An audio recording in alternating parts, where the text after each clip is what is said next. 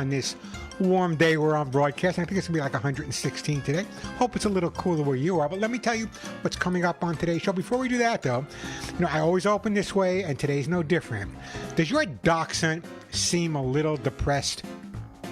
Is your favorite feline in a total funk? Are your doodles behaving really dubious? Well, if you love your dogs and cats, I'm assuming you do, and really want to get inside their head to understand how they think and why they behave the way they do. If you really want to find out why your dogs and cats are doing some of the crazy things that you don't figure out, you can't figure out, or maybe you're just confused about why your dog or cats behave a certain way, you know what to do, right? Stay tuned, because once again, right here, right now, it is time for the Pet Show. By the way, this is America's first and only real pet psychology, pet training, pet behavior, and pet lifestyle show. So hop up on my couch. Bring those adorable little puppies and kittens with you. It is that time once again to let the animal analyzing begin. Hey, good morning, everyone. I'm Warren Eckstein. This is the Pet Show, the place where we absolutely, positively, never a question about it, never a doubt about it, love, adore, and as I stress every single week, respect pets and animals as much as you do. By the way, if you want to share a story about a dog or a cat, if you want to help me to help you resolve any issues you may be having, jumping, digging, scratching, humping, litter box issues, aggressive issues, separation anxiety, abandonment issues, Cujo issues, you get the idea. If you have a question or really want to get inside your dog or cat's head and figure out why the problem is there, you've come to the right place. And I'll tell you why.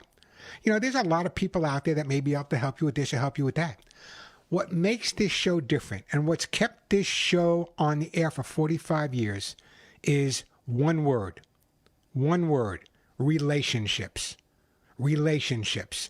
It's not just about I'm the owner, you're the dog, you're the cat. No, it's nothing to do with it. It's about establishing a good, solid relationship with your dogs and your cats. So if you have a question about their behavior and you want to get inside their heads a little bit more and help resolve it, great time to give me a call. I do have some stuff to give away on today's show as well. These air horns, I can't keep these suckers in stock. Everyone realizes how critical when you take your dog for a walk or go for a walk by yourself to have those air horns with you. So if you have a question, if you have a comment, want to share a story, want to brag a little bit about your dog or cat, you've come to the right place. The phone number here at the Pet Show, 866-870-KRLA. How can you forget that? 866-870-KRLA. Or if you're more of a numbers person, 866-870-5752. 866-870-5752. That is the way to get through. Plenty of time to answer all of your pet and animal questions. Lots of great stuff to give away. So if you have a question or comment, now's a good time to give me a call. Now, I know I'm broadcasting from Arizona. Yesterday, I believe it was 116 degrees. I know it's warm where you are in Los Angeles. So if you have questions about the heat, I'll share some stuff with that a little bit later on today's show as well. But I know that I was at a veterinary hospital the other day doing a seminar. I'll talk about that a little bit later. And I was talking to a couple of the vets, and they were saying that how many dogs have come in with burnt feet? Do people not realize the ground is hot? Go outside, walk around barefoot. So really, really be careful. No matter where you are, Los Angeles and Santa Monica, and River, it doesn't make any difference. Make sure if you're going to take your dog for a walk, you do it early in the day or when the sun goes down. Don't take them out when it's 95 or 100 degrees outside, unless they really got to go. And then carry them over to the grass. Don't let them walk on the concrete. Hey, the phone number here, 866-870-KRLA, 866-870-5752. Let me tell you what's coming up on today's show. I'm real excited about today's show, and I'm going to be sharing a lot of information on today's show as well, and tell you how you can follow me on social media. And there's a really, really important reason to do that now. You've been listening to The Pet Show for over 45 years. You don't want to stop listening to The Pet Show. So I'm going to tell you how to follow my social media. Real important you do that. We'll talk about that a little bit later. But right now, before I get to the phones, I want to talk about what's coming up on today's show. Number one, all of a sudden, and I get this all the time, all of a sudden you notice that your pet's behavior is changing. Our dogs and cats can't always tell us something is wrong. So they show us in subtle ways. what important changes you really need to look for. A lot of people are unaware of that.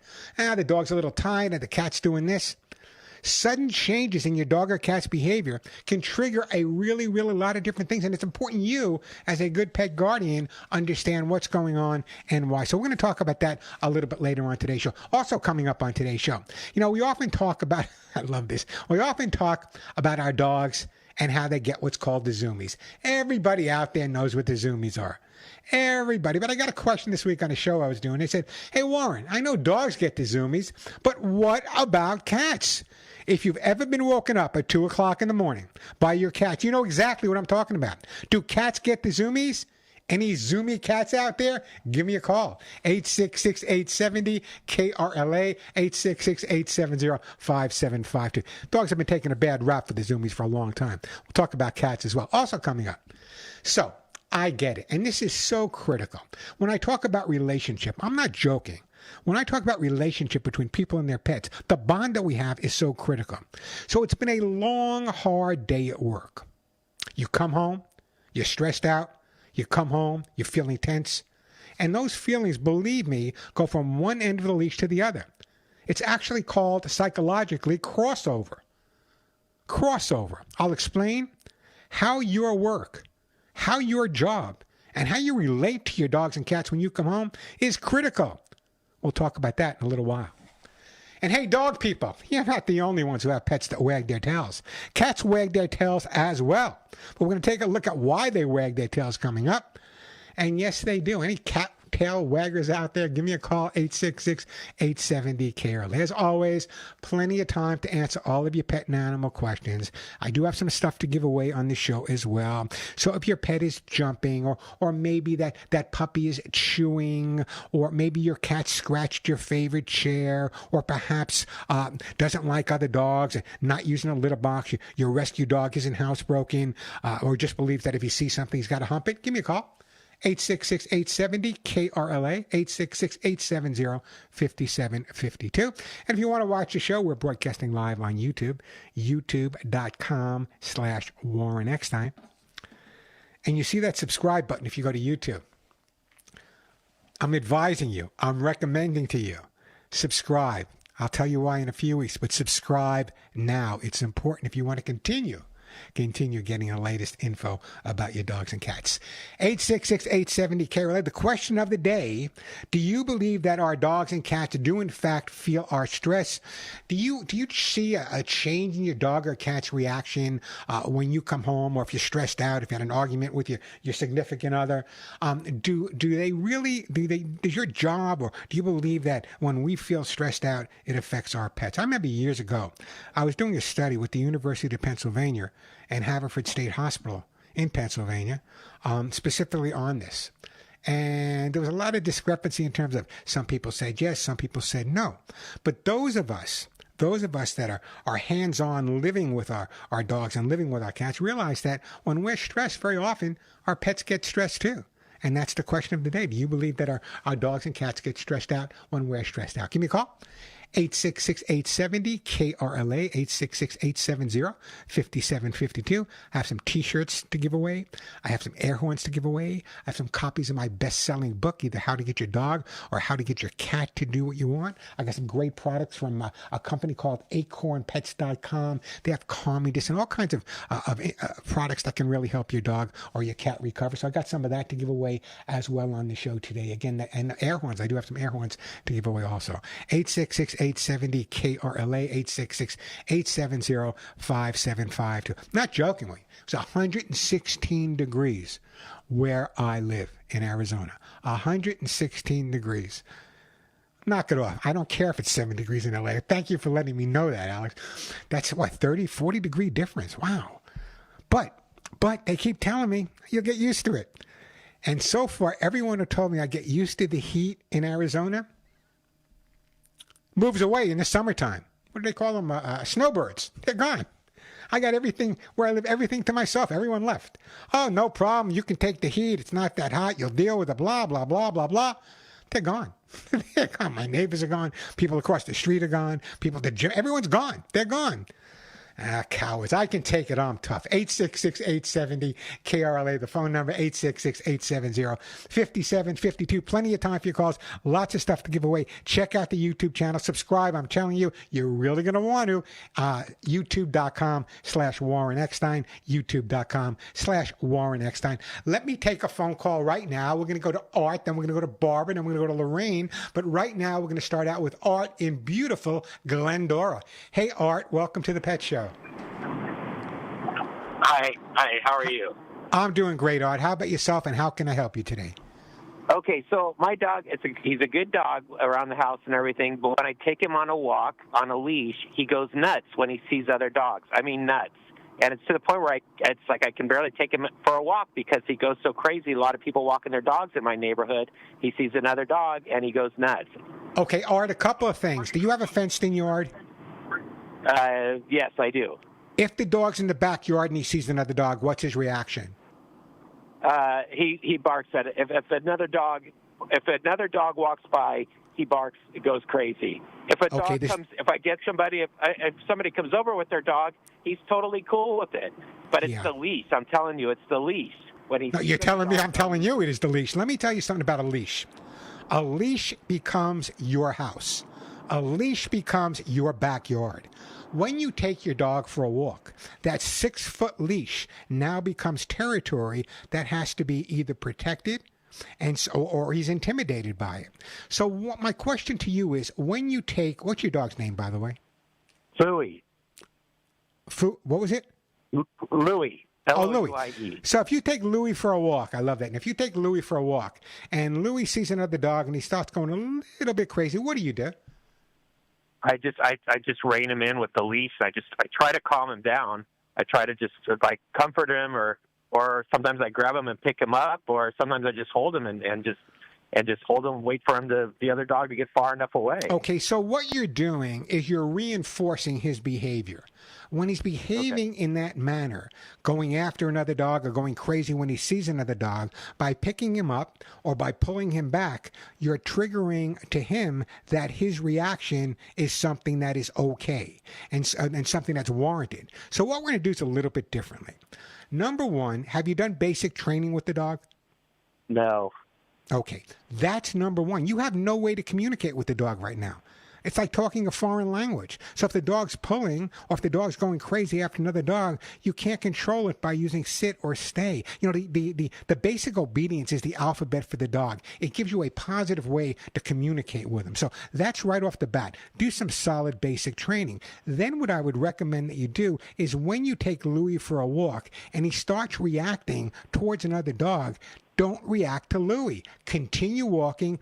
Don't stop. I don't care what you say. It's none of your concern. Whatever you want to say to Louis, but the minute you stop and the minute you react, you are actually reinforcing that behavior. And the resolution to that is not to react, because the more you react, the more he's going to become a little crazy, is to let him know that you're not going to react to that reaction, and therefore it'll slow down. But again, the most important thing right now is you have no way to communicate with him in a positive way because he doesn't know the basics. So my first recommendation, do the basic training. First start at home where it's nice and quiet, there's no distractions, and you hit the nail on the head. It is definitely the territorial reaction on his part on the lead, based on the fact that if another dog is introduced at your home to him, that there's no aggressive reaction or no crazy reaction. So what I would recommend at this point, number one, is the basic training. And number two, when you do take Louis for a walk and you come across another dog, you don't overreact by picking him up. You just continue walking, because the minute you stop or the minute you react, you're reinforcing that behavior. I hope that kind of helps you out. But what I'd like to do, Art, also, is I'm going to send you a copy of how to get your dog to do what you want. It'll take you it has a whole chapter there specifically on dog assertive behavior. But the most important thing right now is really focusing on teaching the basics. You have to have some way to talk to the dog, some way to communicate with the dog, rather than the word no, stop it, or knock it off. Does that make sense to you there? Yes, it does. It does. Okay, so Thank you. What I'm going to do, Art, is I'm going to put you on hold. You're going to speak to the lovely Suzette. We're going to send you a copy of how to get your dog to do what you want. But let me also advise you a couple of things. You hear me pitching my YouTube channel and Facebook, and I'm doing it for a real good reason. I can't tell you exactly why, but I'm doing it for a real good reason. So here's the bottom line. If you follow Facebook, if you follow YouTube, or even if you go to my website, the book's going to take a couple of weeks to get there. Check out thepetshow.com. That's my website. Don't forget thepetshow.com, youtube.com, Warren Eckstein, facebook.com, more. Anyway, check those out. There's some great info there. But in the interim, I'm going to do this. I'm going to put you on. Did I put him on hold already, Art? Art, are you on hold? Okay, I pushing the wrong button. It's one of those days. Anyway, we're going to send out a copy of How to Get Your Dog to Eat One. Great call, by the way. Appreciate it. Barbara, Lorraine will get to you. The phone number here at the Pet Show, 866-870-KRLA, 866-870-5752. Plenty of time for your calls. And I will take some calls, by the way, or questions. If you want to shoot me a question on YouTube, youtube.com/Warren Eckstein, youtube.com/Warren Eckstein. Quick break, then right back to your questions and calls. I'm Warren Eckstein. This is the time to give me a call if you want to ask a question, youtube.com/Warren Eckstein, or give me a call. Phone number, we're live right now, 866-870-KRLA, 866-870-5752. That is the way to get through, 866-870-5752. That last call was interesting from Louie, but, it's kind of also interesting that I see Barbara, and Lorraine, I'm going to get to your call, but I see Barbara's on the phone as well, and I'm reading my computer, and it says, dog will bark and pull at other dog. And she also wants to tell me about an adoption man. So let's check out Barbara in Los Angeles. Hey, Barbara. Welcome to the show. Hey, Warren. Hi, How happy you doing? Saturday. And happy Saturday to you. Thank you. I do have a little question about my dog who's almost perfect, but we might not have time. I did want to let people know about the adoption fees being waived for the cats at Pasadena Humane Society. Just quickly, what happened recently, I guess this week, a stolen U-Haul van was found with 19 cats in cages and not in the greatest health in Monrovia. And Pasadena Humane Society went out and got them. They are inundated with kittens and cats right now who need to be adopted. So what they're doing to make room for these cats who need extra care, they want to give them all the care that they deserve and that they need. So they are waiving the fees, the adoption fees. I don't know if that includes spaying and neutering. Some of them are already spayed and neutered. But today and tomorrow, the 22nd, you can get the cat for free. So, great idea. First, Pasadena, years ago, I would do remote. It's been a many times. I think Steve was the president of Pasadena Humane Society when I was doing some work, and I actually done broadcasts from there. And I did when I had my Harley Davidson, I did a motorcycle ride to raise money for Pasadena as well. And then actually, I sat down. Dr. Phil's people had called me, and they wanted me to recommend a group that they were going to work with. And I had recommended, they went to another direction, but I sat down with a group over at Pasadena Humane Society trying to get them some money. So it's a great group. They're always out there doing what they need to do. So it's a great idea if you're looking to adopt a cat and save a life and get the best friend you ever had, and it's not going to cost you anything. Check out Pasadena Humane Society today. Now, that being said, thank you for letting me know that. But also, you have a question about your dog. Yeah. Your dog barks and pulls at other dog. What kind of dog do you have? This, and I've called about him before, or I've talked to you or told you about him before, maybe on an email. This dog is a senior white Siberian Husky boy, and his name is Pasha. He is almost perfect. Last year, my border collie girl died in the summer. I was not going to adopt another dog. And then after a little while, I started looking on the internet at pictures of dogs that might need fostering, because I'm a person, I have indoor cats, and I'm so used to walking with the dogs. And I thought, well, I can save another life, or I could at least foster. And there his picture was, he looked like a small, like a baby polar bear. And I thought, well, I have to at least meet him. So so you met him. I don't want to run out of time. So you met him? You adopted him? I met him over there. Huh? You met him and you took him home? Yeah. He. I fostered him and right away adopted him. Okay, and so let me just get indoor cats. But let me just get to the point. I want to get to the point. Let me get to the point. Okay. I don't want to. The point is about the barking and pulling at other dogs. That was what I see. The bark is when we're walking. He loves to see other dogs. He will greet. he'll greet the other dog, and the other dog is on a leash, and they start wagging their tails, and then all of a sudden it's going very nicely, and all of a sudden he'll go, woof, like real strongly and pull towards them. Okay, here's what you need to do. Very simple. Okay. I'm sorry I didn't get to tell Louie's guardian about it as well. Something actually, I told you to go to me on YouTube. I'm writing this for YouTube. This is going to be one of my posts on YouTube. When you have a dog that's displaying the type of behavior your dog is, and he sees another dog, and he tries to pull towards the other dog or bark at the other dog, change your direction. Walk in a different direction. What most people do is they pull the dog back, they do this or they do that. Just walk in a different direction. And the reason for that, so the dog realizes that when he's pulling you, when he's schlepping you toward the other dog, he's not going to get where he wants to get. That's where the changing your direction really comes into play. And the other thing is, very often when people take their dog out for a walk, they don't realize it's not their walk, it's the dog's walk. Let him stop. Let him smell the roses. Another interesting sense. I do. But it doesn't happen when we're walking. It happens like he has favorite dogs and new dogs he likes to meet. Well, then you have to be really astute at watching his body language. The body language will tell you everything. Just watch what position the tail's in, watch the eyes. But again, I'm seeing, maybe you didn't say this, but I'm seeing on my screen, he barks and pulls at other dogs. If he pulls at other dogs, that means he's walking, correct? No, I mean, we're standing there, and I've already said hello to the owner. It's usually somebody we know, and he has favorite dogs that doesn't happen with. But he will be sniffing at a dog. Like today, there was a dog as big as him, a dog called Ghost that we know. But they were sniffing at the face and wagging like mad, and then all of a sudden, then he does the bark. And what did you do? What did you quickly? I don't have time, but what did you do? Oh, I didn't, because they're both big. I pulled back on the leash, and then I changed.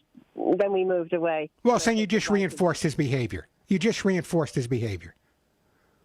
So, but I couldn't let them jump on each other. Of course not. That's where what I'm saying comes into play. You should have changed direction the minute you watched his body language and noticed any changes. That's where you need to be right now. I need to do it a little earlier. A little earlier and a little bit. I appreciate the call, though. Thank you for that. Thank you for letting me know about Pasadena Humane Society. The phone number here, 866-870-KRLA, 866-870-5752. It is so important for people to understand, and how often you guys have been listening to the radio show for 45 years. My dog pulls towards other dogs, or he does this or he does that, and I pull the dog back. Dogs react to that. But again, the resolution is not pulling the dog back. The resolution is letting the dog know that there's nothing to be gained by doing that. So changing direction is not just a matter of training the dog. It's actually a matter of letting the dog know that you're going to go where I'm going. You're not going to go where you want to go. That being said, there are plenty of times where you should let the dog go where he wants to go. But if you're taking him for a walk and he's not great around other dogs all the time, then when you notice he starts to pull, just walk in a different direction. Again, he'll realize he's not going to get to where he wants to go by pulling. And when you change direction, he will calm down, and then the walk can continue. 866-870-KRLA, the phone number, 866-870-5752. That is the way to get through. Plenty of time for your calls. Come on, guys. The question of the day is, do you believe that our dogs and cats feel our stress?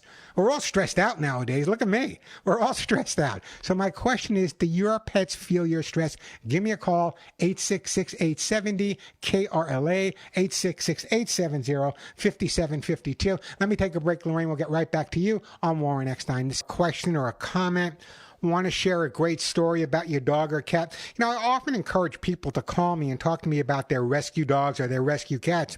And someone asked me why I do that. The reason I do that is very often when someone comes on the show with me and talks about a great relationship they have with a dog they rescued or a cat they rescued or a dog they took off the streets, it encourages other people perhaps to do the same thing. And you know what my goal is? To get every humane worker unemployed.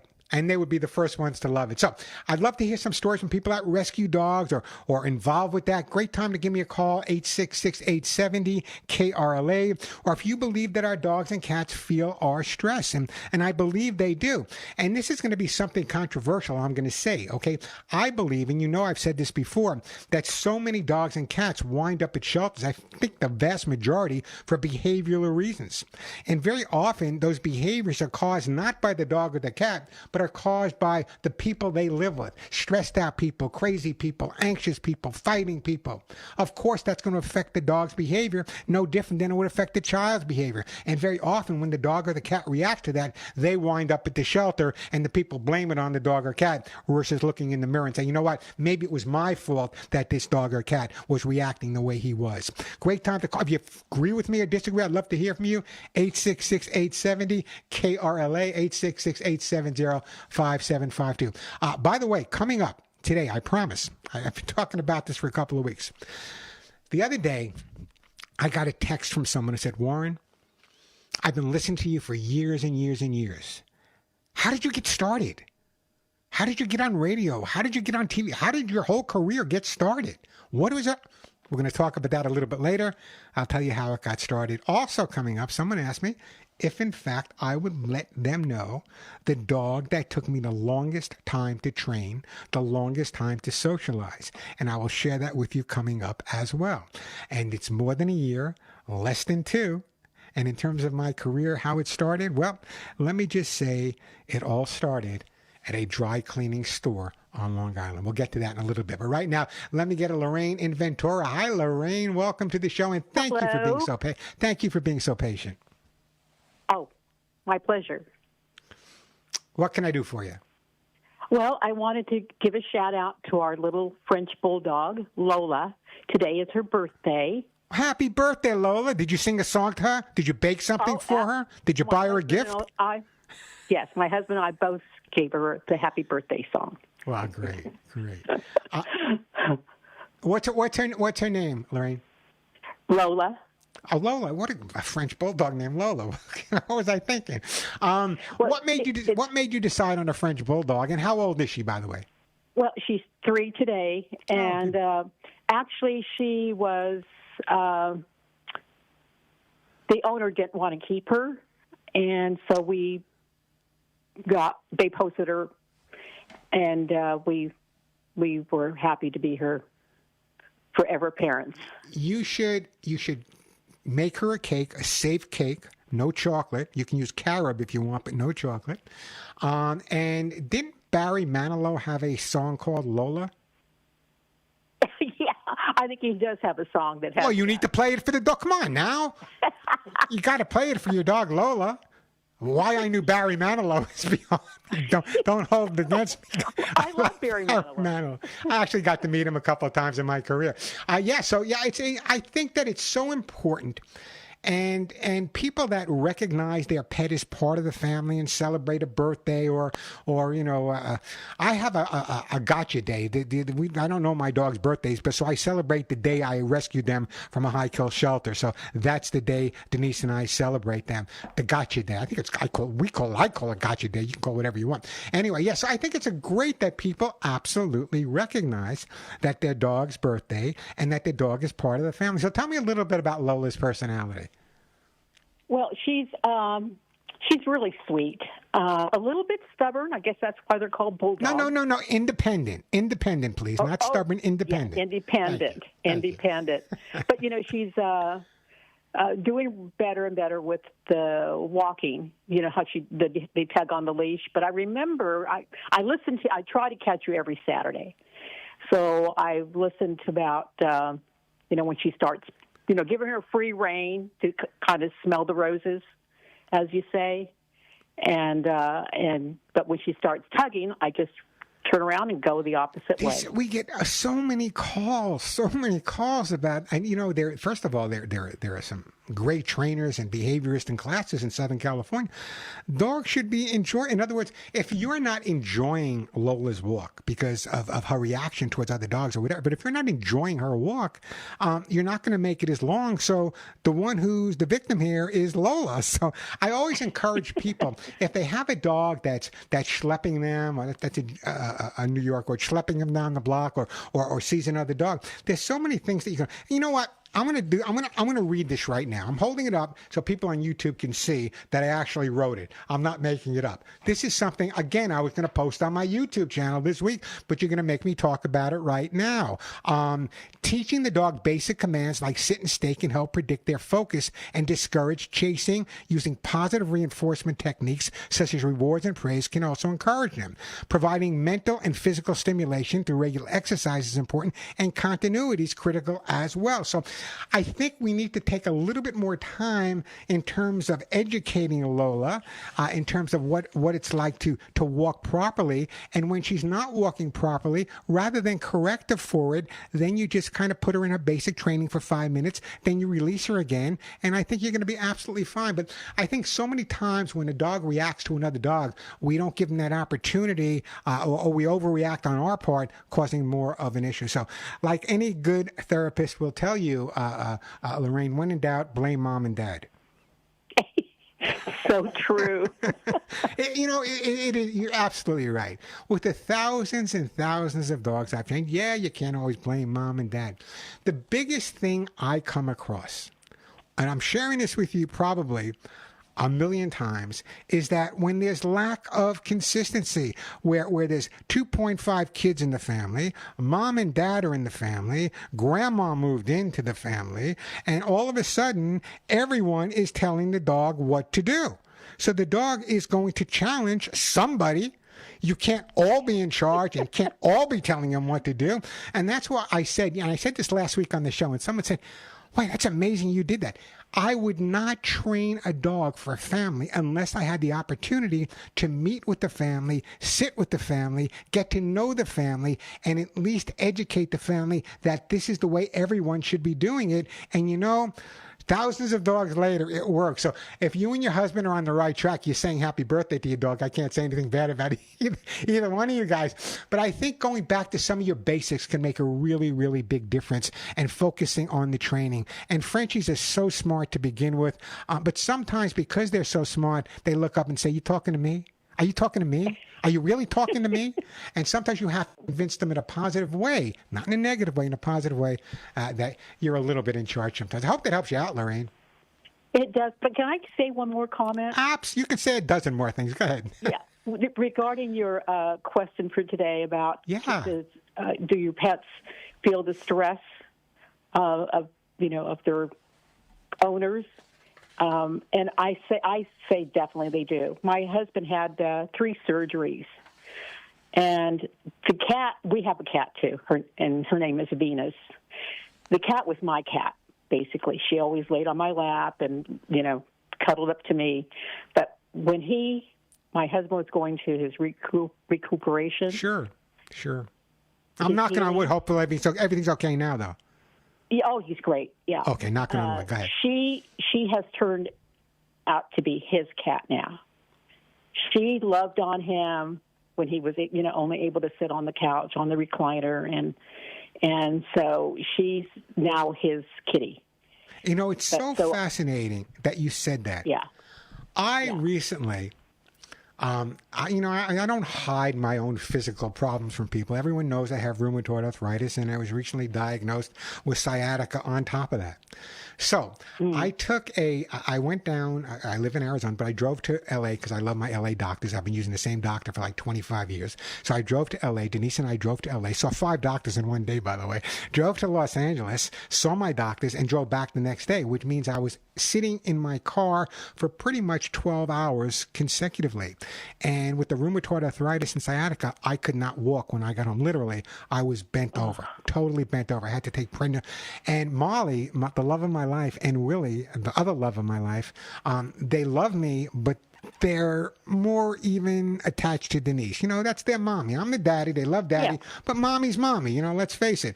But when I was laid up in bed and I couldn't stand up, or every time I got up, I went, oh, every sound I made, Molly and Willie were right on top of me. It's like it's like if someone's not feeling good, medical people should provide a dog or a cat. Forget the medication, provide a dog or a cat. And so I'm right on target. They know when something's wrong, and just like your cat reacted and is still reacting, reacting. My dog's the same way. Anyway, wish Lola a big happy birthday. You know what? I'm going to send a T-shirt to you guys. Don't go anywhere. I'm putting you on hold. The lovely Suzette's going to pick up, and I'm sending you guys a T-shirt that says, none of my friends walk upright because you're saying happy birthday to you. Anyone else out there sing to their dog? Happy birthday. Anybody else? Happy anniversary, happy this. Anyone else sing to their dog out there? Give me a call. I'd love to hear from you. The phone number, 866-870-KRLA. Coming up, in a serious note, in a little while, we're going to take a look at when your dog or cat's behavior changes. All of a sudden, you have no idea what's going on. Real important information, by the way. And in terms of cats out there, you know, I love cats, and I believe cats are just as smart as dogs are. I think sometimes cats convince people that they can't be trained just so we get off their case a little bit. But everyone talks about, oh, my dog got the zoomies. It's so adorable. Look, he's running around the house. Look at him in the bed. He's got the zoomies. And so someone asked me this week, Warren, what about cats? Do cats get the zoomies? I'll talk about that. Any cat guardians out there have cats that get the zoomies? Don't hide it. I'm not going to hold it against you. Give me a call. 866-870-KRLA, 866-870-5752. I'm Warren Eckstein. This is The Pet Show. Great time to give me a call. We got some air horns, T-shirts, and stuff to give away. The phone number here at The Pet Show, 866-870-KRLA,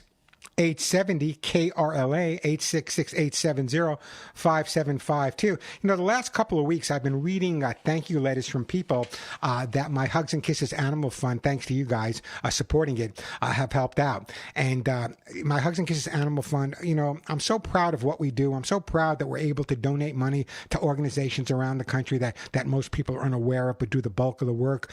Here's a letter I got recently. Dear Hugs and Kisses team members, I guess that's my team. Adoptions are often a solid start here at Yucaipa Animal Placement Society. We are incredibly grateful for your donation to homeless pets. We do a lot of placement. The Yaps Rescue Facility.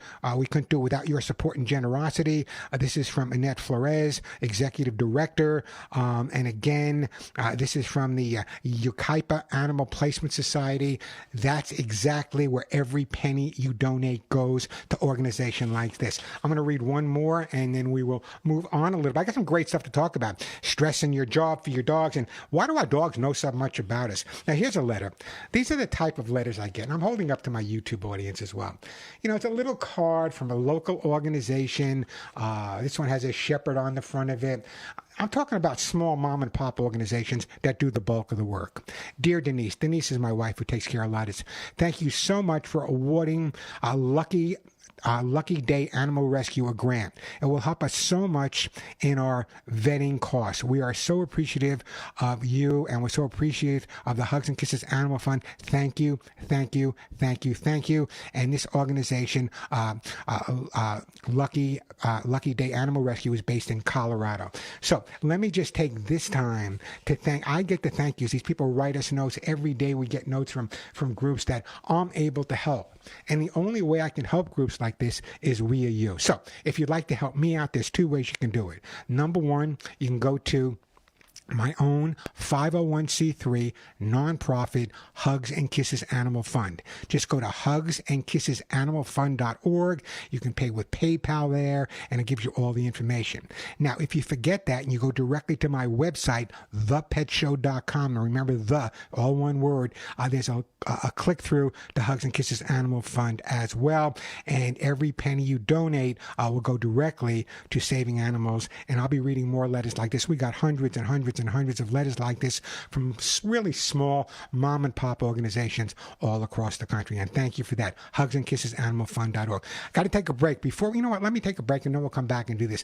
Someone asked me this week, Warren, I think I know a lot about dogs, but why do my dogs know so much about me? So we're going to take a look at that. Also coming up, we got a whole hour to go. We're going to talk about the changes your dog or cat may make in their behavior. We're going to find out if cats get the zoomies, and cats wag their tails too. Love to hear from you. If you have a cat that gets the zoomies, give me a call, 866-870-KRLA, 866-870-5752. I'm Warren Eckstein. This is The Pet Show.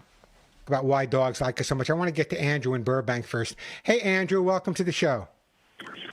Yeah, thank you, Warren. Warren, I've got about a 12-year-old Jack Russell Terrier mix, And about 6 months ago, she started, whenever she gets excited like this, someone has called it like a reverse sneeze. I take her on a walk, and she's breathing out of her mouth. She doesn't do it. But we took her to the vet, and they said, yeah, something's going on. It's going to be about $2,500 just to do some kind of a scope, just to see what's going on. And yeah, let's talk. Let's take. It's interesting. It's interesting that you brought that up because I was writing about it this week. When you find that your dog is sucking in a lot of air through their nose, making a loud, kind of a snorting sound, you've caught them in what is called a reverse sneeze. It's like a regular sneeze. However, usually it occurs if there's some irritation in the nasal passage or the sinus, causing the dog to forcefully breathe in through their nose to dislodge it. It can happen to all dogs on occasion, but it's more likely to happen with small dogs and short-nosed dogs or flat-nosed dogs. So that being said, I'm not going to disagree with your vet, but I'm going to say to you this. Generally speaking, reverse sneezing is not really something that's dangerous unless there's another problem involved with it. You're telling me you take your dog for a walk and the dog is fine, the dog plays in it, but occasionally the dog will have this reverse sneezing. I would recommend that before you go ahead, you get a second opinion. Because quite honestly, for the most part, now there could be other things and your vet may be on target. I don't know the history of your dog, but generally speaking, reverse sneezing in a dog is pretty common and generally not a lot to be worried about. But I would definitely have a longer conversation with that vet or perhaps get a second opinion at this point. Awesome. Well, thank you, Warren. That actually comforts me because she enjoys her walks and she doesn't have any trouble on her walk. So yeah, no trouble breathing at home. No trouble breathing. It's only like when she gets excited. But yeah, that a lot of dogs will do the reverse sneezing when they get excited. Now, I'm not gonna argue with your vet because my background's in behavior. I would say get a second opinion. Go online if you have to with another veterinarian, but get a second opinion because generally speaking, reverse sneezing is not a major concern unless there's something else going on. And then again, I don't know the background of your dog. Well, thank you. That's comforting. Well, thank you for calling it. Thank you for being so concerned. I really do appreciate it. Great call, by the way. Yeah, it's interesting. I was going to do something on reverse sneezing on one of my channels anyway, so we got it done here. We're going to break for the top of the hour. The phone number here is 866-870-KRLA, 866-870-5752. Lots of good stuff when we come back. We're going to talk about, and this is really important, what happens if your dog or cat, all of a sudden, their behavior changes and you have no idea why. Do cats get the zoomies? Do dogs and cats get stressed out when you're stressed out? And do cats wag their tails? All that coming up. The question of the day is, do you believe that our pets feel our stress? 866-870-KRLA, 866-870-5752. I'm Warren Eckstein. This is Assuming You Do. You've come to the right place. I'm Warren Eckstein. This is The Pet Show, America's first and only real, when I say real pet psychology, pet training, pet behavior, pet lifestyle show. Been talking to you guys on the radio now and TV for 50 years, on the radio for 45 consecutive years. Wow.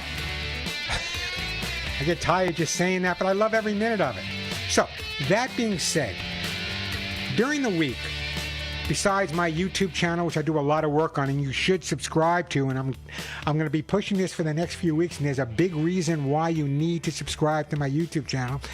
Doesn't make me a penny. It costs you nothing. But if you love the show, you're going to want to be at youtube.com/Warren Eckstein or Facebook at Warren Eckstein as well. Before we go further, and I'm going to try to get to your call as well, Cynthia.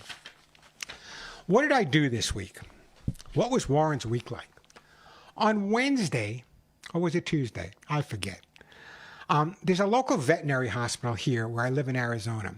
Incredible hospital, great staff of people, really amazing. And when I first walked in there, the woman behind the counter, when I first moved to Arizona, the woman behind the counter said, "It's Warren." And how does she know who I am? Not a lot of TV, but how does she?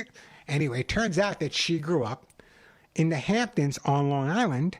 And I used to do a lot of training there and a lot of fundraising on the Hamptons, and she knew me there. So anyway, they asked me, every year they have what's called a Future Veterinarian Day, where they have children, I guess, from junior high school and even a little younger than that, that spend the day at the veterinary hospital as veterinarians. They put on their surgical gear and they go from room to room and they follow the vets. But it's all kind of faux. In other words, they're not working on real animals, but they get to look at x-rays and look at what it's like when the cat is under anesthesia.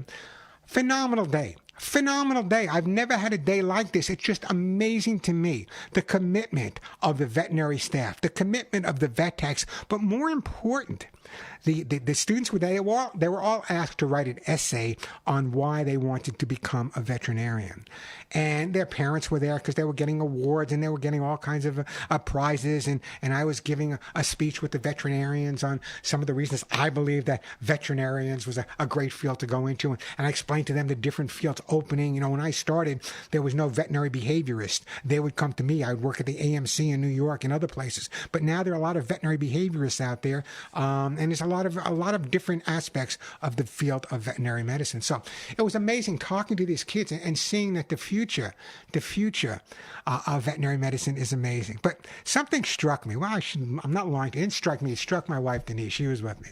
So as we're walking out and getting back into my car, after speaking to the kids and just being totally thrilled by this is the future of veterinary medicine, Denise goes to me, "Hey, Warren, do you notice anything different about the kids that were there, all the kids that were there?" There were many. "You notice anything different about them? They all want to be veterinarians," I said. She said, "Yeah.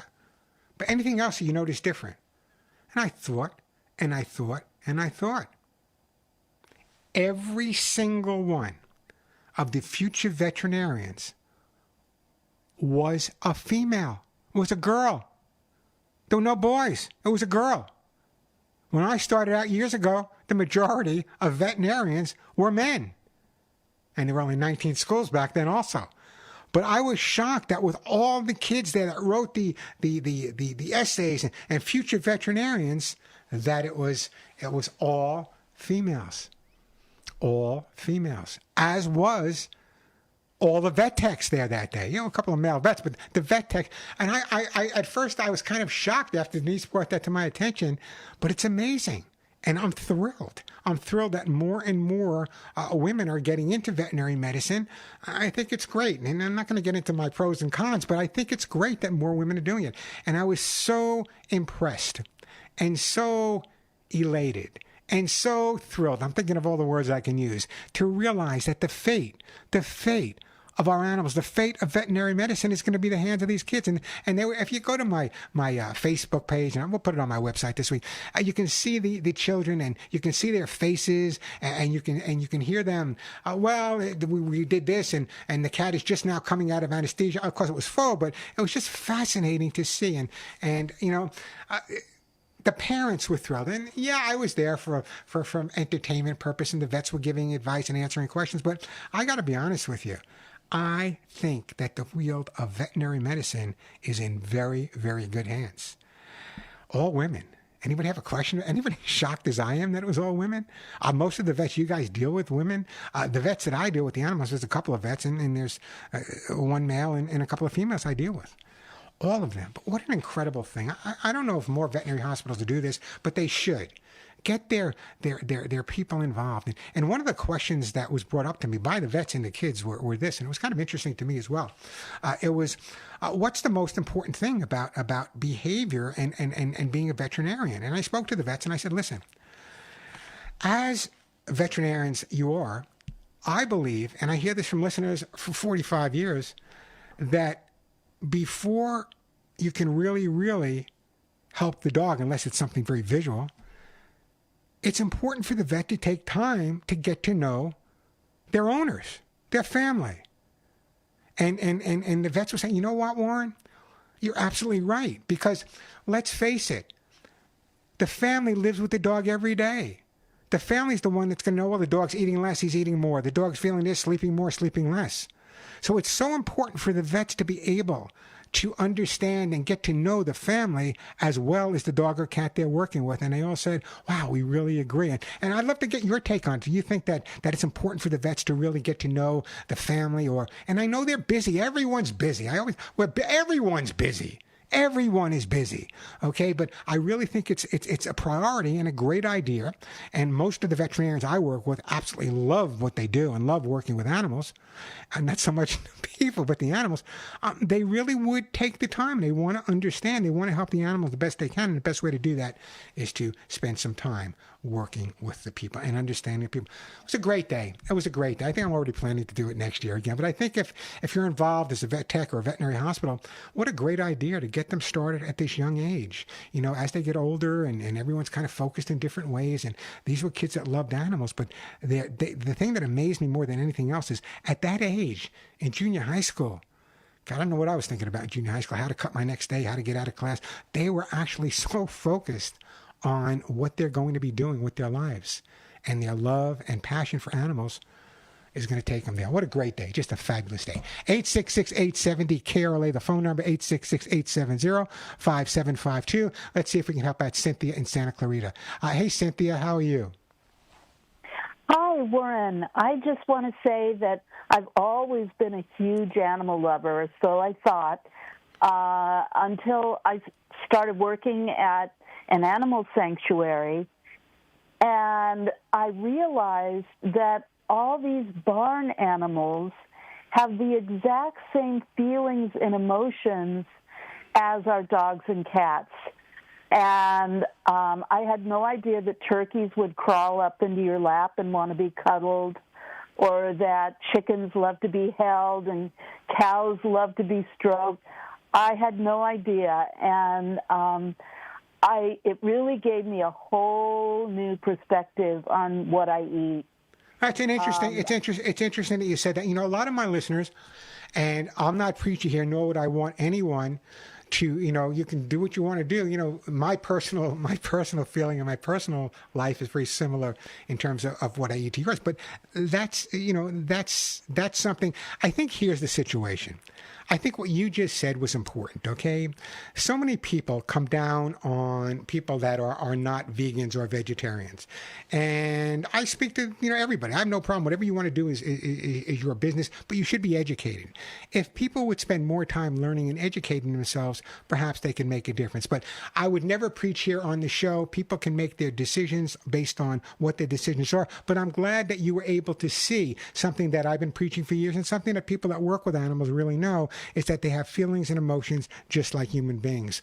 And I'm glad to see you working at a sanctuary, Cynthia. Thank you. Well, I, like you, I'm not a preacher, but I just want to make people aware that sometimes we don't really think about it. I didn't think about it for most of my life, that these animals are yeah, but you know what's fascinating? I got to move on, but you know what's really, really fascinating about it? What's fascinating to me is that if people want to educate themselves, if people want, let's say there are people that want to become vegans, or people that want to become vegetarians, or people want to become only, whatever they want to do, there's so much work, there's so much knowledge out there on all sides. So I think it's something that people should research. They have to make the decision for themselves, but it's something that they should really, really, really research. So whether they choose to be vegan, vegetarian, or not is up to them. I have my own opinion, but that's my opinion. And, you know, people, I don't want people to change my mind. I'll educate, but in terms of changing their mind, education's the best way to do that. Great call, by the way. 866-870-KRLA, the phone number, 866-870-5752. Cheryl, I'm going to get to you and your chubby dogs in just a few seconds, but I wanted to talk about this first. Yeah, this is I love my computer, and Suzette's the greatest. She's the one you speak to when you call up. She has two dogs, I believe dogs. She says Rough and Ready. I guess that's their name. Both of my dogs are overweight. We'll get to your chubby dogs, I promise, Cheryl. Just don't say that in front of them, okay? So the question came up, hey, Warren. That's right, hey, Warren. Why do our dogs know so much about us? Again, from my YouTube channel. That's why you need to be there. Dogs are always, always watching and observing us, much more than we watch and observe them. Our dogs are just so attuned to what we do every single minute they're with us. They're watching our every move and even our subtle behaviors. They're paying attention to what we pay attention to. Yes, they are. And this might be the key to their success of becoming man's best friend.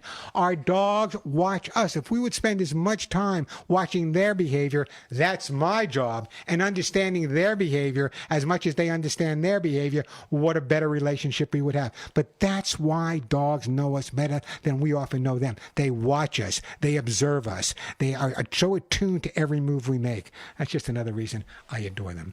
866-870-KRLA, the phone number, 866-870-5752. We'll get to you, Cheryl. But also, I was doing some interviews. Even when I was talking this week at the veterinary hospital, people were saying, hey, Warren, how did you get started?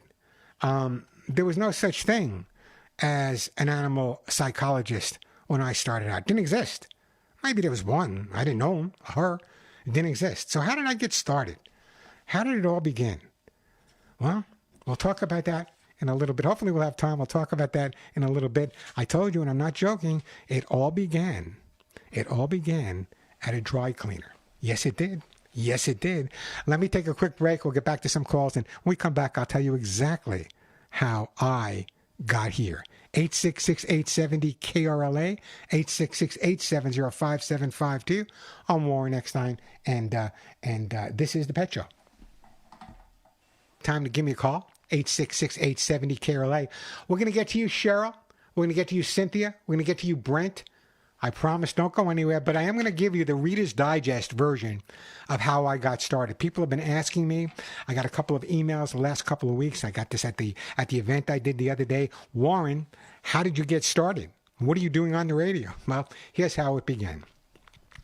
It was 1970, back from overseas.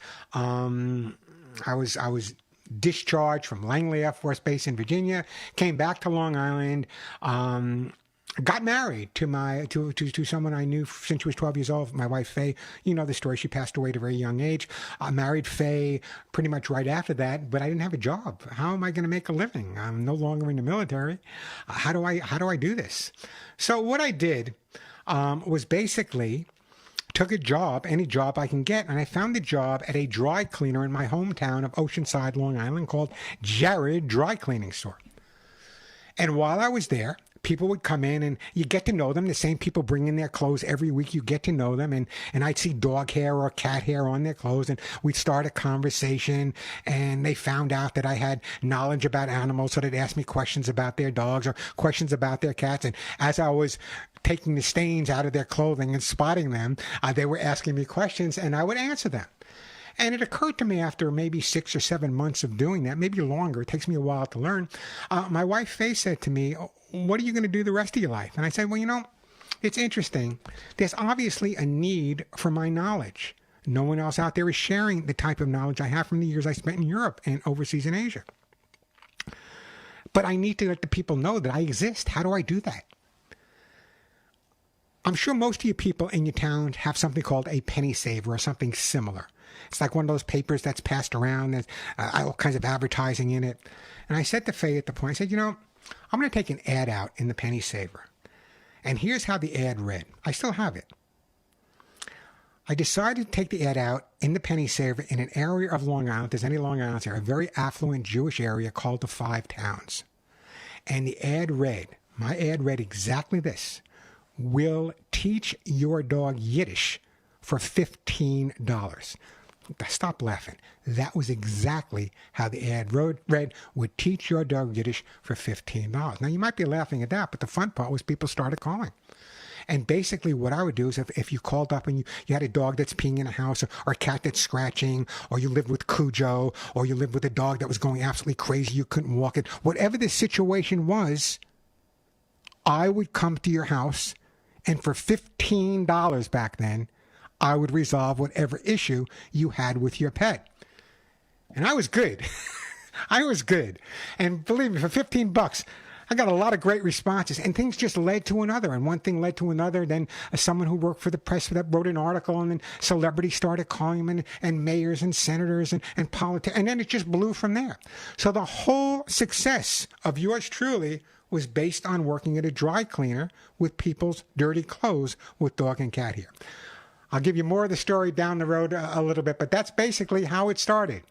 An ad in a local penny saver that said, "We'll teach your dog Yiddish for $15.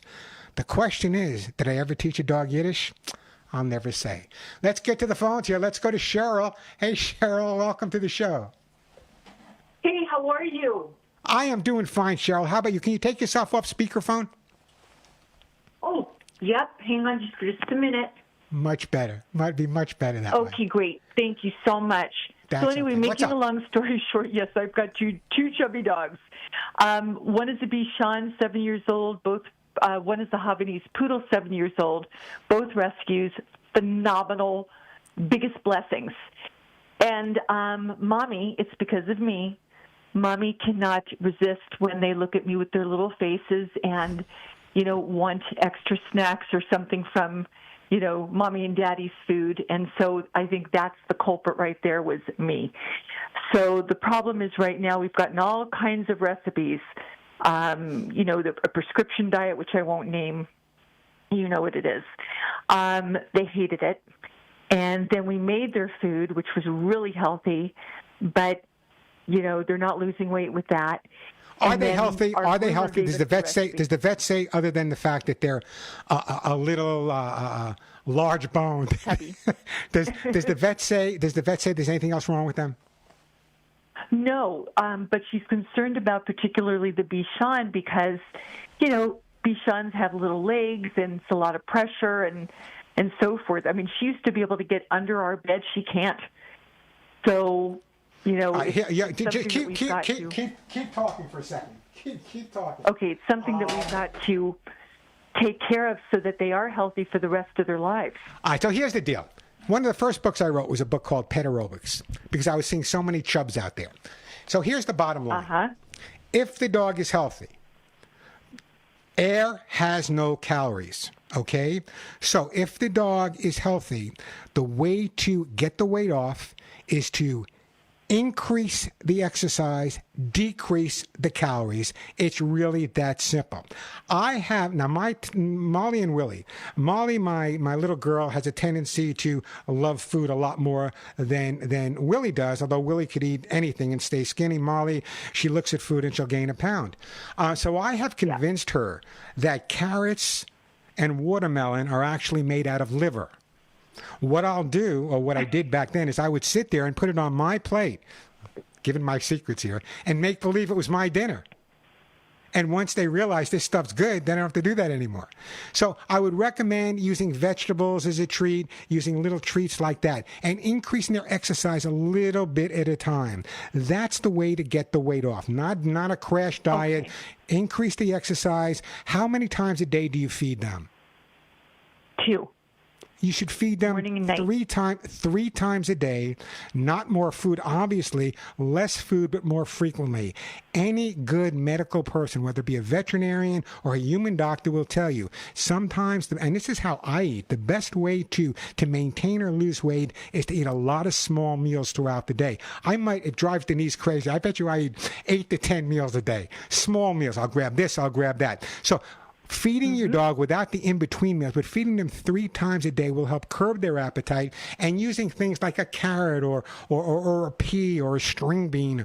Watermelon's good, but watermelon has a lot of sugar in it, so on a limited basis, by using those as treats and making a big deal out of it, taking a bite, oh man, look what Mommy has. Just like you would do with a child. Oh, yeah. Here comes the airplane, like my mother did. Here comes the airplane, Warren. Open your mouth, it's finished. Here comes the airplane. But eventually, I remember that.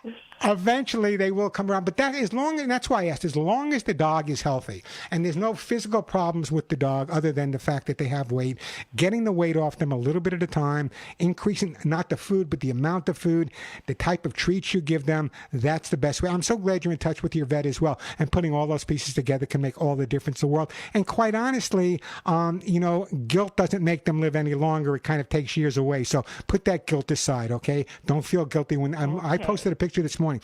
I don't know if you follow me on Facebook, but if you don't, or Instagram, it's facebook.com, Warren Eckstein, Instagram at Warren Eckstein. I posted a picture this morning of both Molly and Willie on all those, both staring at me, making me feel guilty because they didn't have their breakfast yet. And I stared right back at them and then gave them breakfast. Anyway, shorter amounts, less food more often. That's the way to approach it. I'm sure it's going to work for you.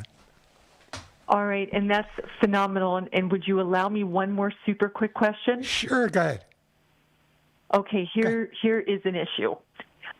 We have 3 cats, and I have a lung condition. My pulmonologist just told me no cats. So we do not know what to do because she said you have to rehome them. There's nothing else that we can do. Yeah, before I would do that, I would get a second opinion. Okay. There's a lot of new things on the market. There's a lot of new things on the market that can be used to keep dander. Generally speaking, they're more fearful of the cat's saliva than anything else because cats are constantly grooming themselves. First of all, I would buy a house and move it next door to my house for my animals before I would get rid of them. That's just me. So I'm not telling you to do that. But what I would definitely do at this point is there's all kinds of things that you can possibly do. I'm not knocking your doctor. He probably knows what they're talking about. Get a second opinion at this point. There's a lot of new things on the market. You may not have to give up your cats, and I hope you don't give up your cats based on that, unless all the doctors you see and you've gotten the opinions and they all agreed, which I don't think they're going to.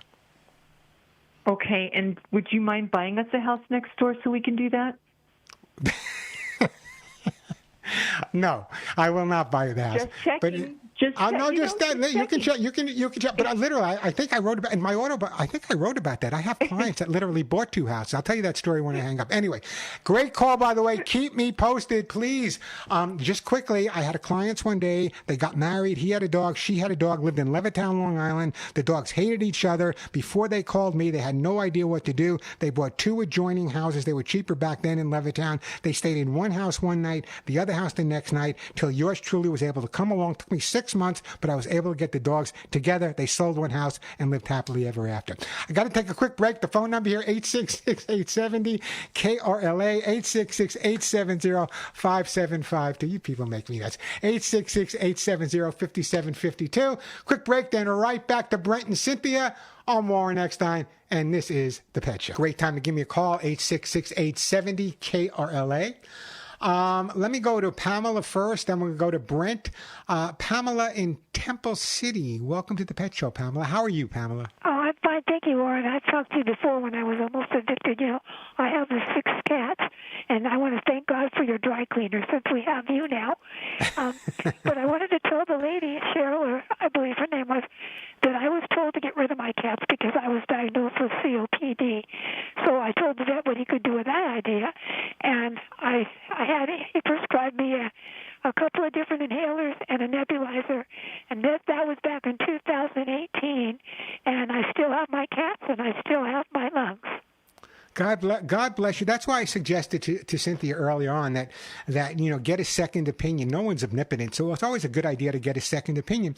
And very often, my doctors are all animal lovers. Otherwise, I wouldn't have them as my doctors. But I don't know about the doctor she was working with. She might be the greatest doctor in the world, but there might have been some confusion on her part, without saying, why don't we get a second opinion, or why don't we try this, or why don't we try that? It's really easy to say, get rid of them. Cynthia sounded pretty healthy to me, and before I would get rid of any animals, and I would never do that, I would live, as I said, live in the house next door.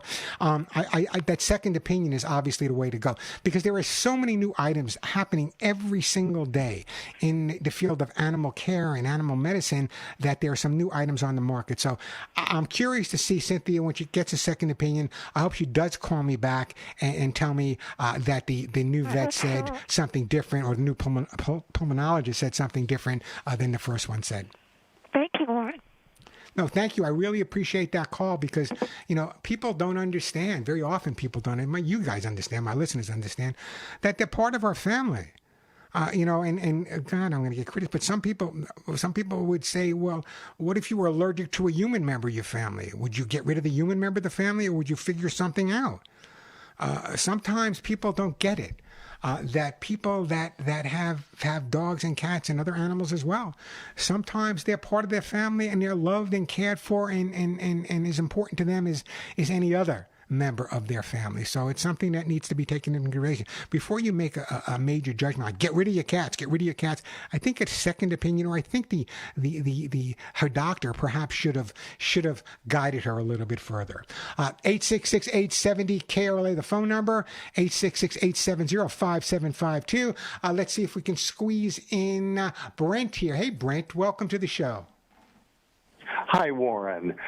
I had to call and ask the most dangerous man in America if you were aware of the article written by Justin Goodman in American Greatness concerning the amazing and blessed work being done by an animal protection group called White Coat Waste that is saving dogs and cats that have been abused for years in wasteful and inhuman multi-million-dollar Department of Defense medical experiments and labs conducted by DARPA and the Navy. And White Coat Waste... Forget that for Brett. Forget that for a second, okay? Forget that for a second. The military does what they're going to do, and I'm not going to go one way or the other. But let me tell you about animal experimentation, because it's something I was on the road for many, many years, arguing with major universities all across the country, major organizations, major corporations, major developers. And what they would do is they would get government money, and I'm talking about universities. I'm not talking about the military right now. I'm talking about universities and colleges. They would get money from the government to do research on animals. Now, here's the bottom line. Maybe research had to be done 50 years ago, but now there are so many computer models. There are so many ways they can do it. But here's the thing that got to me more than anything else is the redundancy. I remember being in St. Louis, and I remember having a major argument with medical doctors there, and they were talking about the importance of animal experimentation. And I brought up the fact, well, let me ask you a question. Why did so-and-so university get $1.5 million to develop, to study the reaction on black ponies, and another university got another $1 million to do the same exact study on white ponies? Genetically, they're exactly the same. So it's the redundancy factor and the fact that so much of the experimentation that's done nowadays can be done computer-wise. There are so many images up there. So I agree with you. There's a lot of things that can be done. I'm not going to come down on the military unless you served and unless you saw some of the injuries that took place. I don't think we should talk a lot about that. But the bottom line is, in terms of the average experimentation that's being done, 90% of it could probably be avoided just by using modern day technology. Yeah, but also, this is why I'm so excited, because White Coat Waste is trying to defund these programs, and they're being strongly supported by the Secretary of Defense, Pete Hegseth, Senator Rand Paul, Elon Musk and Doge, Senator Joni Ernst, Nancy Mace, and Laura Trump. Okay, but you know what, Brent? Yeah, no, I'm glad to hear that, but there are organizations out there that have been doing that for years. I got to move on, Brent. I know you called me. It was a great call, and I appreciate it, but the bottom line is that in terms of experimentation, you're talking to someone who's been on the front lines of animal experimentation for probably 50-some-odd years. I spoke at Bryant Park with, oh, God, why am I going blank on his name? He used to host the host that Drew Carey's now. Oh, why am I forgetting his name? Drew Carey used to host it all the time. Bob Barker, yeah, and also the woman Amanda Blake, who was on Gunsmoke. Amanda Blake and myself, we all stood at Bryant Park in New York City with tens of thousands of people talking about the abuse that takes place with animal experimentation, and it does take place. Am I an abolitionist? Probably not. But and I told you last week how I released hundreds or thousands of guinea pigs and other animals that were being studied at my university because I didn't believe that they should be studying the use of drugs that are choice by humans, like methamphetamine and other drugs, on animals. So I just let them all loose. So I'm 100% on your side. But there are certain things that have to be done. Interesting. And and I'm glad to hear that there are groups out there. There have been groups out there for years. I was a spokesperson. I can't remember the name of the group. It goes back to the early 80s that also did the exact same thing. Hey, the phone number here, 866-870-KRLA. Didn't mean to cut you off, right? But, I try to keep the focus of the show on things where I can help people directly, specifically with issues they may be having with their dogs and cats. And we get into veganism, vegetarian. We do get into that once in a while, and we do get into animal experimentation. So the bottom line is, I believe that a fair amount of animal experimentation, or the majority of animal experimentation, should totally not be done. Just my opinion. 866-870-KRLA, the phone number, 866-870-5752.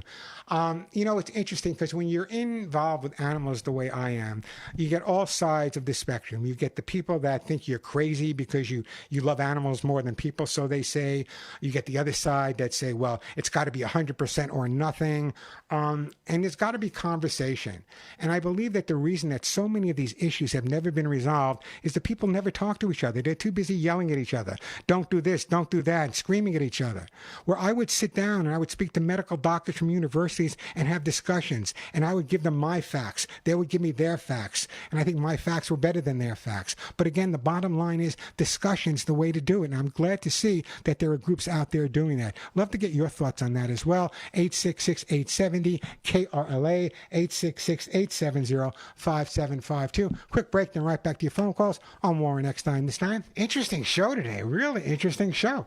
Anyway, before we get back to the phone lines here, the question came up, Warren, do cats get the zoomies? The 2 a.m. zoomies, you know what I mean. Again, this going on my YouTube channel.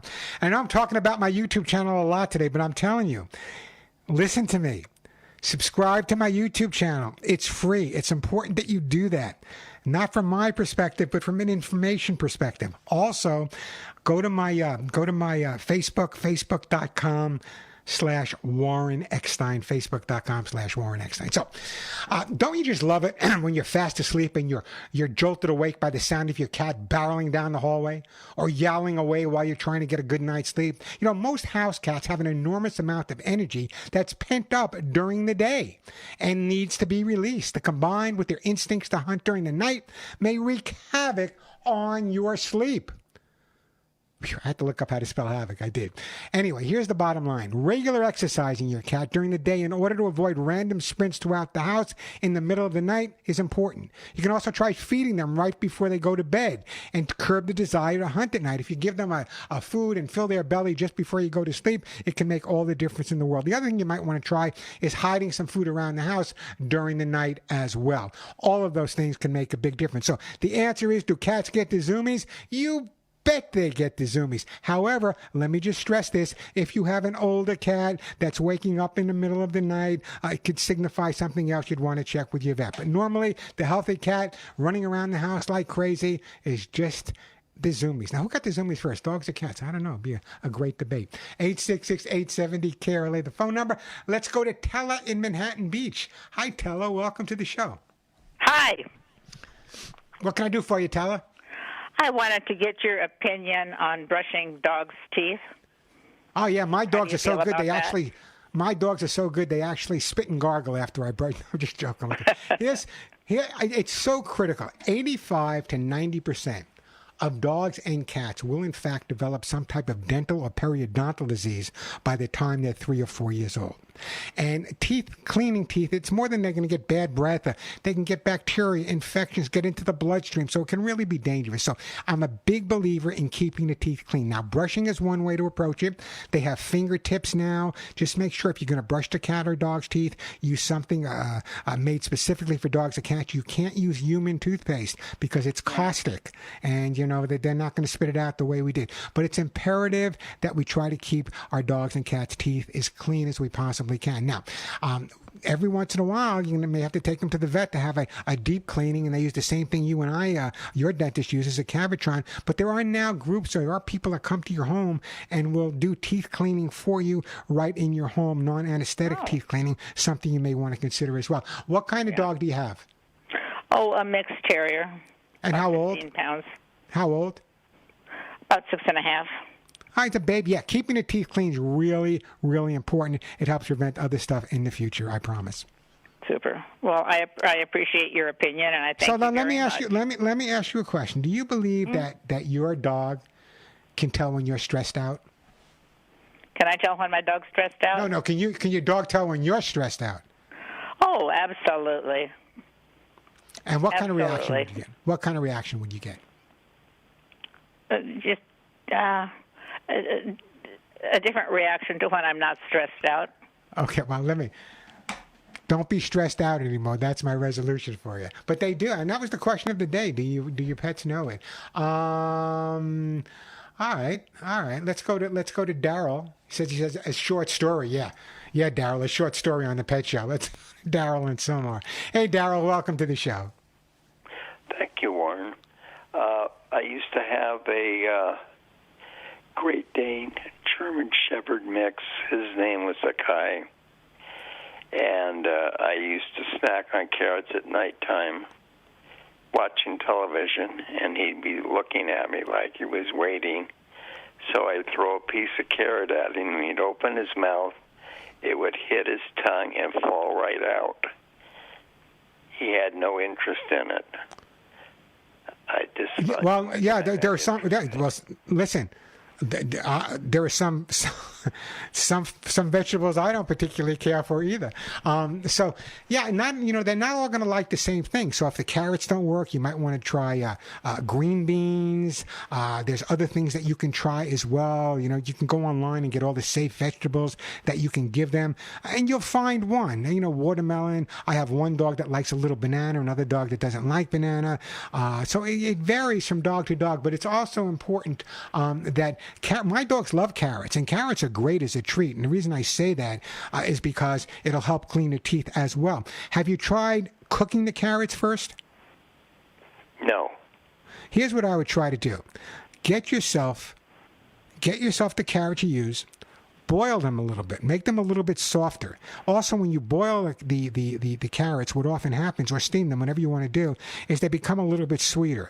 And maybe that sweetness is exactly what your dog is going to need to like them. But they're really good. It's a good idea if you can get them to eat carrots. But if not, there are other vegetables that'll work well as well. Well, thank you, Warren. I appreciate that information. No, I appreciate that phone call, and it's absolutely right. Vegetables are okay, provided you know what vegetables. And I always tell people, go online and check out what's good and what's not so good. Let me take a break. It's an important commercial break, and I'll tell you why. I'm going to tell you about a great sale we're having at my website about the air. When I get off the air here, I'll be going to my national Radio America, Armed Forces Radio, and all over, pretty much all over the world. So, well, let me give you that phone number. If you have a question, I didn't get to your question. If you want to listen to that show, the phone number is 877-725-8255. 877-725-8255. That show starts about 3 or 4 minutes after 1 o'clock. So my LA listeners will always be the first ones to get through till it goes to the rest of the country, the hundreds and hundreds of markets it goes to. I want to first of all thank you for an interesting show today. But again, I want to stress, it has nothing to do with pennies, dollars, or anything. There's going to be some changes. You should be, if you love the Pet Show, continue listening to the Pet Show, I urge you to do so. But I also urge you to subscribe to my YouTube channel. And you'll know why it's important in a couple of months. Go to youtube.com/Warren Eckstein. ECKSTEIN. youtube.com/Warren Eckstein, and subscribe. It's free, and I think you'll enjoy that. Also, start following me on Facebook. I have a lot of Facebook pages. The Facebook page that I share a lot of stuff on is simply facebook.com/Warren Eckstein. So check those out. Instagram at Warren Eckstein as well. And I'll be posting a lot more information there. So again, I'm urging you to subscribe to YouTube, and not a penny's made on my YouTube channel, but I just share a lot of information there that I don't get to. I didn't get to your job and making your pets intense today. I didn't get to a cat's wagging their tail, so I can get a lot more information there. So until next week, I'll give all your pets a big hug and a kiss. The phone number for the network show, 877-725-8255. I'm Warren Eckstein. Give your dogs a hug and a kiss for you, one between the ears for me. I'm Warren Eckstein, and thank you for listening to The Pet Show.